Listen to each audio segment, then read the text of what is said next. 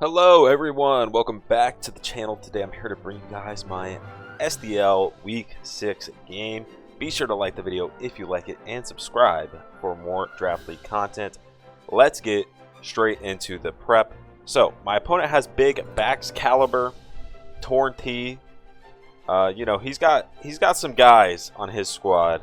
Urshifu obviously, and a pretty good back half to round it out as well. His team's definitely better than mine.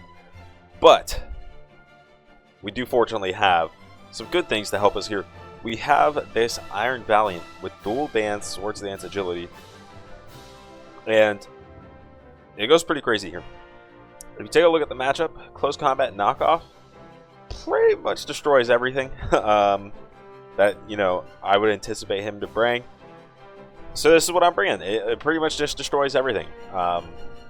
And we have the Life Orb, so it not only will double as a potential sweeper with the dual dance, but it also is a breaker even without anything up. Then we got Big Tauros. Tauros is here as the Urshifu single strike answer. Really more than anything, obviously can double as being decent into backs. So yeah, that's pretty simple. Got Big Lando, EQ, U-turn, Stone Edge, and Stealth Rock. This guy's pretty standard. Earthquake is actually pretty good into my opponent, just Edgequake. It's pretty actually nice. And then obviously having the rocks up is going to be good just in general. Now we got Wash Tom, Spadef. This is Torn T switching, standard. We got Choice Band Scizor with BP, U-turn, Knock, and Defog. Also pretty standard.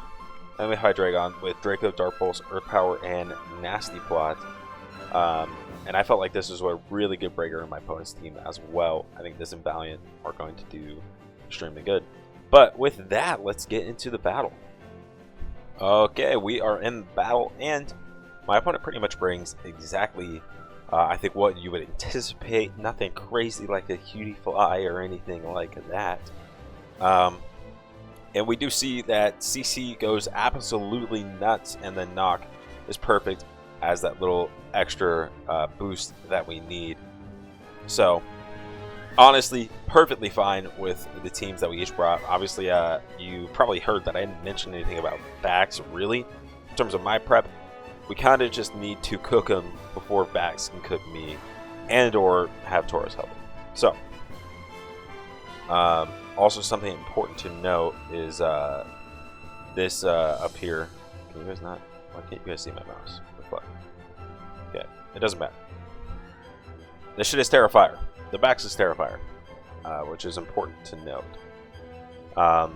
Eily Lando seems pretty standard. But I just thought getting rocks up would be nice into this squad, especially since we got some guys that can pivot my opponent's team. So that was pretty standard. I also thought that Tinkaton might be the lead, and I figured Lando is gonna live anything that a Tinkaton can do, and just be able to fire back with EQ or put my rocks up. So yeah, anyways, we go Rotom. Afraid of Icy Wind, not fucking with that. So we just go Rotom, and then we Volt out of there into my Sizz, because I believe BP will kill from there. I go for U-turn though. I didn't think Tinkaton was going to come in. If I recall, I thought I actually don't know what the fuck I thought was going to come in. I don't know why the fuck I should have BP'd. I guess I thought Melodic was coming in. Obviously, Bullet Punch was the play. Anyways, I U-turned by Lando and put my rocks up. I know I'm going to live Ice Hammer. That's not true, by the way. When I was playing, I just didn't even know I got an Ice move. But Lando's just fat, so we get saved. I go Sizz here. Obviously, this catches the Ice Hammer.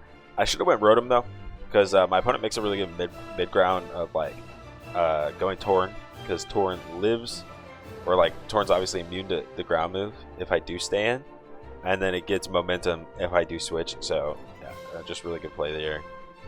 Kind of just capitalizing on me making an awful play, to be clear, but you know.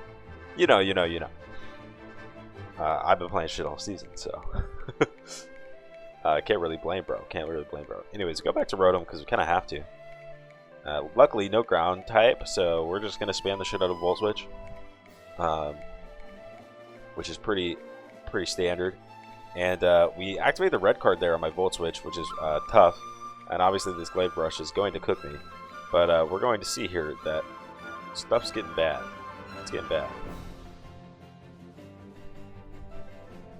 Bro, I wish the dumbass replay page did not do this, but hey, fuck it. You know. But yeah, so we get cooked, and it does now have. Okay, see, it just did this shit again. It's when the ad changes, bro. Which is frustrating.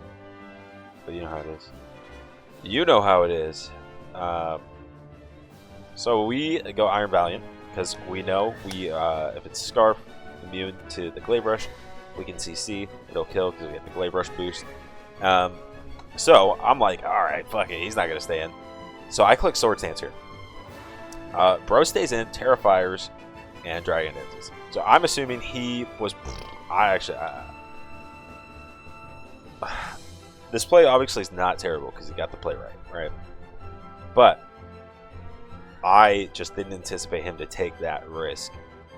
But he probably felt like he was already ahead, so he thought I might try to get back in the game by clicking SD or some type of setup.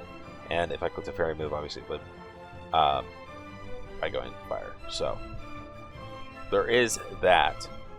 But to add another layer here, right? Now that that's happened, and I think SD is fine by me. I think it's fine. You just got a nice play there. But to add another layer, unless I am misremembering the calcs, which is possible. It's possible, or if I calced wrong. I believe I live Tera Fire, Tera Blast, right?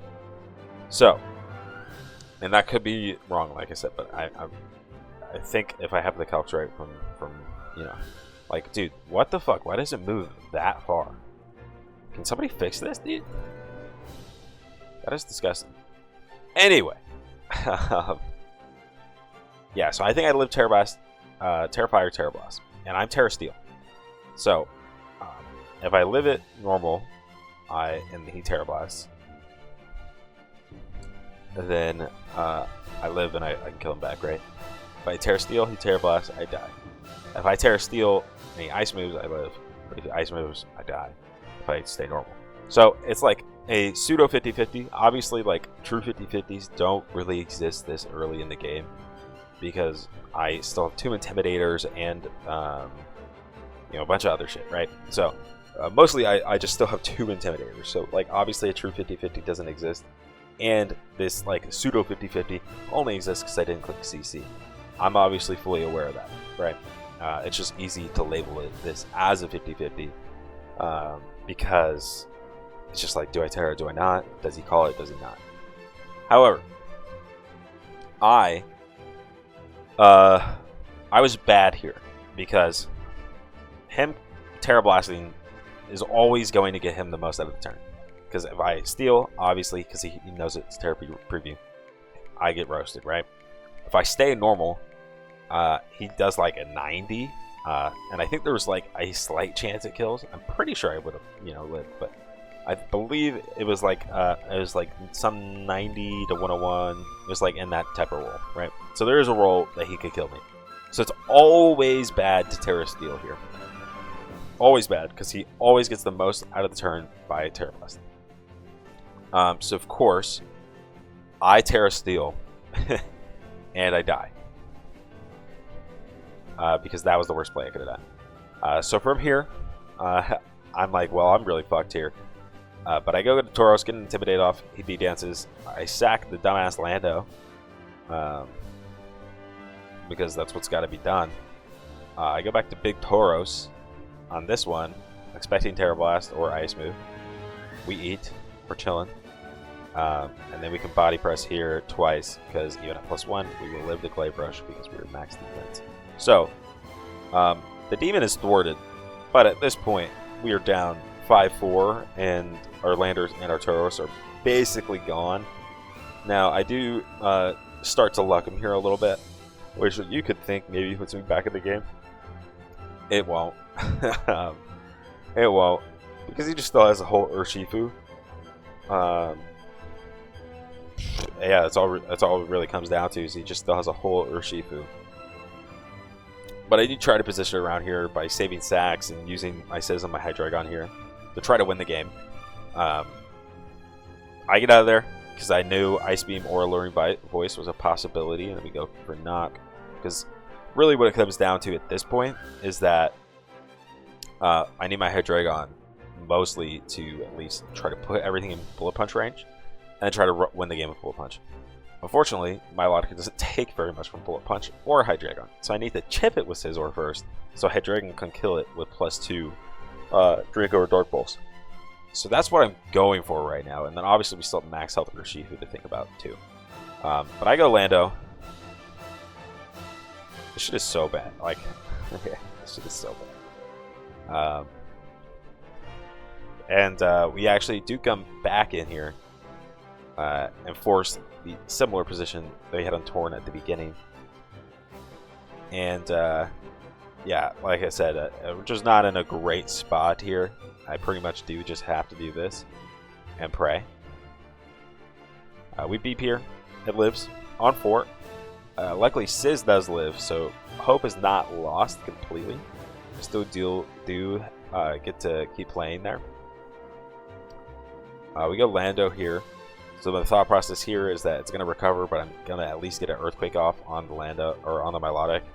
That was kind of shit. Probably should have U-turned into like Hydreigon, I guess. Kept Lando around and Nasty Plotted on Hydreigon, because I end up having to do it anyway. So yeah, probably should have U-turned there. Tough though. Like when you see red and you know you got to get that tip chip damage on Milotic, because like obviously I end up Nasty Plotting. And then I really needed Dark Pulse to kill there. Misses out on what was probably a roll. But just really tough position to be in after we got down so much so early. And yeah, we're just fucked here. With only Hydreigon left, no Sizz, nothing to outspeed the Torn. So Torn is going to be able to come in here and just get the kill. So another L for me. Demotion is looking likely, boys. It's not good. It's not good. But with that, I'll catch you in the next one.